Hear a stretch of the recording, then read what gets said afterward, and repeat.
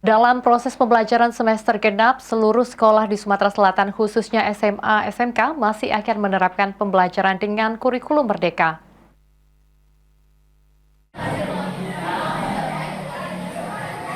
Belum adanya perubahan kurikulum yang diterapkan dari pemerintah pusat pada pembelajaran semester genap mendatang untuk tingkat SMA SMK. Maka Diknas Sumsel di pembelajaran semester genap mendatang masih akan menggunakan kurikulum merdeka sama seperti semester ganjil lalu. Disampaikan oleh Kabid SMA Diknas Sumsel, penerapan kurikulum merdeka di Sumsel sudah semua sekolah menerapkan. Dan sampai saat ini, belum ada keluhan dari para guru maupun siswa dalam pembelajaran sistem kurikulum merdeka ini.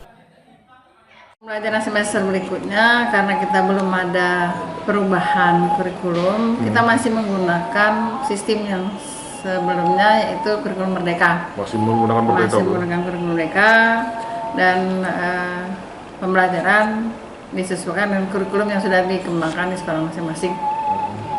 Kalau sejauh ini Bu, kalau untuk di Sumatera Selatan kurikulum merdeka sendiri penerapannya sudah seperti apa nih Bu? Untuk kurikulum merdeka di Sumatera Selatan kemarin sudah menyeluruh sih. Kurikulum merdeka merupakan kerangka kurikulum yang lebih fleksibel dan berfokus pada pengembangan karakter dan kompetensi peserta didik. Kurikulum merdeka sendiri diterapkan saat di era Menteri Nadiem Makarim pada 11 Februari 2022. Tim Liputan, PAL TV.